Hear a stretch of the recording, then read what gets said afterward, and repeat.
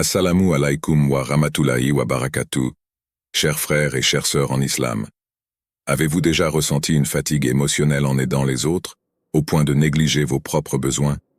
L'islam, dans sa sagesse infinie, offre des enseignements précieux pour équilibrer bonté envers les autres et soin de soi.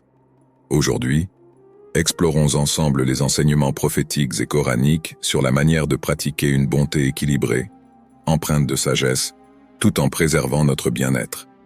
Avant de commencer cette vidéo, n'oubliez pas de liker cette vidéo, car cela nous donne beaucoup de force pour continuer à partager de contenus bénéfiques. Et je vous invite à vous abonner à notre chaîne et d'activer la cloche de notification pour rester informé de nos prochaines publications sur la foi islamique.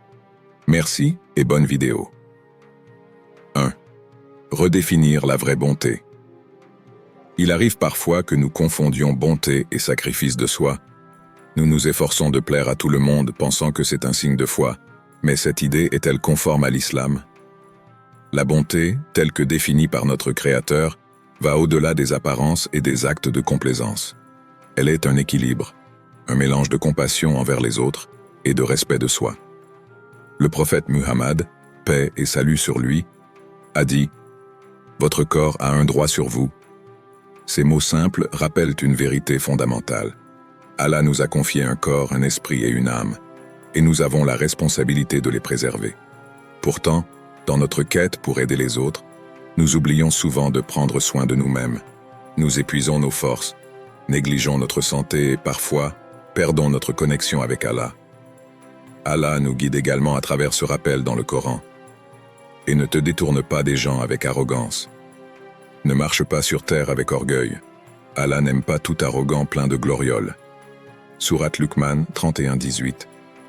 Ce verset met en lumière une vérité essentielle. La bonté ne signifie pas se soumettre aveuglément ou s'effacer. Elle doit être empreinte de dignité, de sagesse et d'humilité. Si nous ne fixons pas de limites claires, nous risquons de confondre gentillesse avec servitude, permettant ainsi à d'autres d'abuser de notre bienveillance. La véritable bonté dans l'islam ne consiste pas à s'oublier, mais à agir avec discernement. Donner de soi sans négliger son propre bien-être est une preuve de foi. C'est une bonté qui respecte nos capacités, tout en se connectant profondément à Allah. Ce type de bonté nourrit notre âme et nous donne la force d'inspirer et d'aider les autres de manière authentique. Rappelons-nous que nous ne pouvons pas verser d'une coupe vide.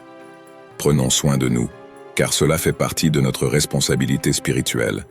Être bon envers soi-même, c'est aussi honorer Allah et ses enseignements. 2. Les dangers de rechercher la validation des autres. Chercher l'approbation des autres peut parfois nous sembler une obligation sociale. Dire oui à tout, éviter les conflits et satisfaire tout le monde peuvent paraître des actes nobles. Mais à quel prix? Combien de fois avons-nous ignoré nos propres besoins ou désirs, simplement pour être acceptés, valorisés ou aimés? Dans cette quête, nous risquons de perdre une chose précieuse, notre sincérité envers Allah et envers nous-mêmes. Le Coran nous offre une leçon essentielle. Allah n'impose à une âme que ce qu'elle peut supporter. Sourate Al-Baqarah 286. Cette vérité divine nous libère. Elle nous rappelle que nous ne sommes pas tenus de porter des charges insoutenables, surtout lorsque ces fardeaux sont imposés par les attentes des autres. En islam, notre valeur ne réside pas dans l'approbation humaine, mais dans notre sincérité envers Allah. Rechercher constamment la validation des autres mène à un cycle sans fin de fatigue émotionnelle et de perte de soi. Nous devenons comme une feuille emportée par le vent, sans direction, sans ancrage. L'épuisement émotionnel s'installe, et avec lui, la frustration. Nous nous demandons pourquoi, malgré tous nos efforts pour plaire, nous ne ressentons ni gratitude ni satisfaction. Mais l'islam nous appelle à réévaluer nos priorités. Il nous enseigne à agir avec sincérité, non pas pour être vu ou apprécié, mais pour plaire à Allah seul. Dans cette perspective, les actes ne sont plus une course pour gagner l'amour des autres, mais une voie pour renforcer notre lien avec le Créateur. Le prophète Muhammad, paix et salut sur lui, a dit « Celui qui recherche la satisfaction des gens au détriment de la satisfaction d'Allah, Allah le laisse à la merci des gens. » Fixer des limites et dire non n'est pas un signe de faiblesse.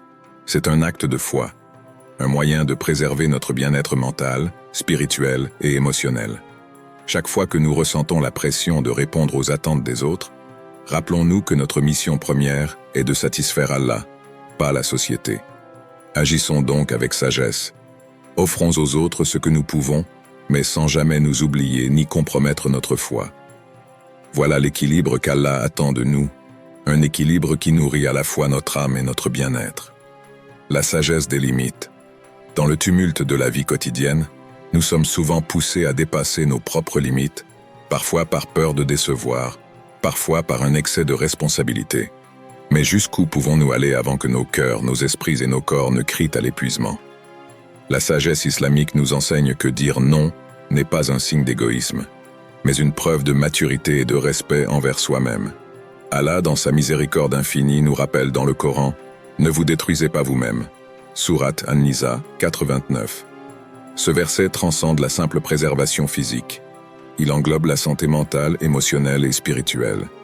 Notre bien-être est une amana, un dépôt précieux confié par Allah, et en prendre soin est un acte d'obéissance envers lui. Fixer des limites est un exercice de discipline et de sagesse. Cela nous permet de protéger notre intégrité tout en évitant l'épuisement qui accompagne les relations déséquilibrées. Pourtant, beaucoup d'entre nous hésitent à dire « non ». Nous avons peur d'être jugés comme froids ou indifférents. Cependant, en islam, l'établissement de limites saines est non seulement encouragé, mais exemplifié par le prophète Muhammad, paix et salut sur lui. Il savait quand dire oui pour aider et quand se retirer pour se reposer ou prier, nous montrant ainsi que même le meilleur des hommes comprenait la valeur de l'équilibre. Il est important de se rappeler que poser des limites ne signifie pas rejeter ou abandonner les autres. Au contraire, c'est une manière de préserver nos ressources pour continuer à être utiles de manière durable. C'est également une façon de montrer aux autres le respect que nous avons pour nous-mêmes et, par extension, pour eux. Une relation où les limites sont claires et respectées est toujours plus saine et harmonieuse. L'islam nous enseigne également à respecter les limites des autres. Tout comme nous devons protéger notre propre espace, il est impératif de ne pas envahir celui d'autrui. Cette double reconnaissance des frontières personnelles favorise une communauté fondée sur l'empathie et la compréhension mutuelle. En fin de compte, établir des limites n'est pas seulement un acte de survie, mais un acte de foi. Cela reflète notre gratitude envers Allah pour le dépôt qu'il nous a confié et notre détermination à l'honorer en vivant une vie équilibrée et remplie de sagesse. 4. La générosité équilibrée. Dans l'islam, la générosité est une vertu exaltée, un acte qui reflète notre foi et notre humanité. Pourtant, cette qualité noble doit être pratiquée avec discernement, sans compromettre notre bien-être ou nos responsabilités personnelles. Il est facile de tomber dans l'excès, ou donner sans réflexion nous vide de nos ressources émotionnelles, matérielles et même spirituelles. Le prophète Muhammad, paix et salut sur lui, a dit « La main supérieure qui donne est meilleure que la main inférieure qui reçoit ». Ce hadith souligne l'importance de la générosité, tout en impliquant que celle-ci doit être effectuée de manière sage et responsable. Être généreux, ce n'est pas se sacrifier au point de nuire à soi-même ou d'encourager la dépendance ou l'exploitation chez autrui. Le Coran nous rappelle également « Ne garde pas ta main enchaînée à ton cou, mais ne l'étends pas non plus trop largement au risque de te retrouver blâmé et démuni. » Sourate Al-Isra 17-29. Ce verset illustre la beauté de l'équilibre en matière de générosité. Donner sans limite peut nous conduire à l'épuisement ou à des situations de vulnérabilité. À l'inverse, se retenir excessivement de donner prive notre âme des bénédictions qu'Allah accorde à ceux qui partagent.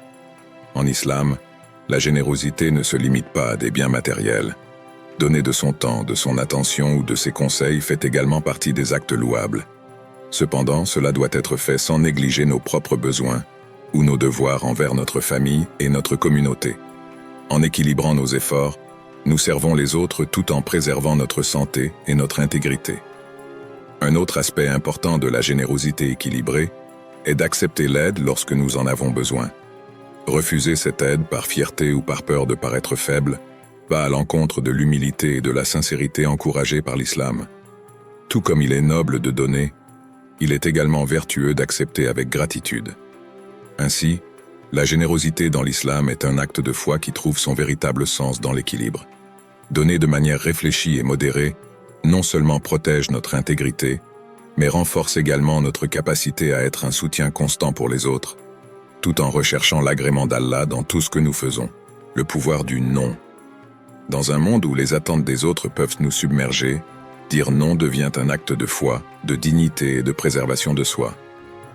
Pourtant, beaucoup hésitent à le faire, par peur de décevoir ou de paraître égoïste. Mais en islam, dire non est bien plus qu'un simple refus.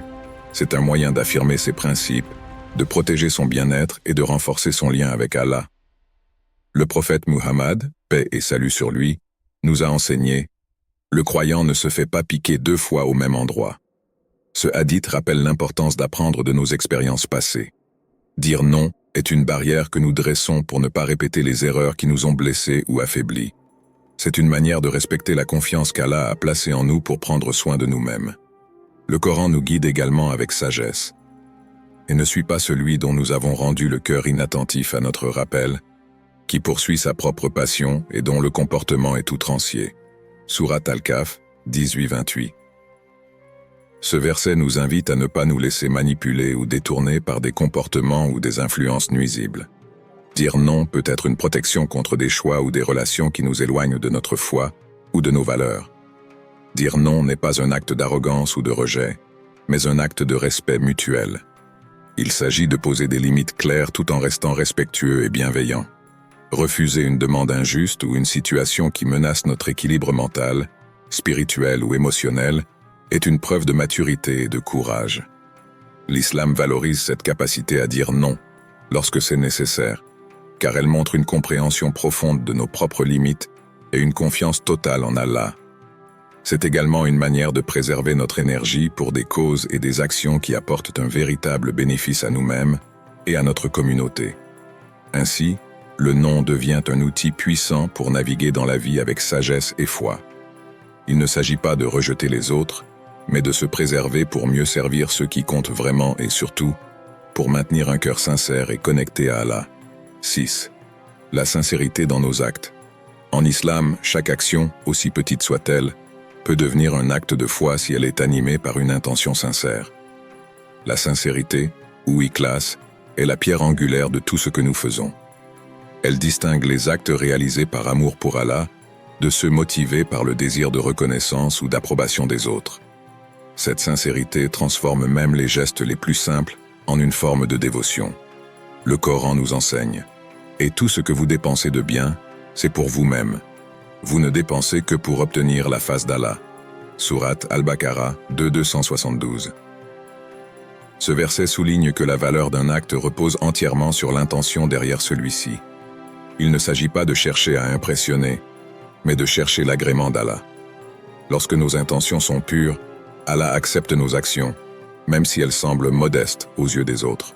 Le prophète Muhammad, paix et salut sur lui, a également dit « Les actions ne valent que par leurs intentions, et chacun sera récompensé selon son intention. » Ces paroles rappellent que l'intention est ce qui donne un véritable poids à nos efforts.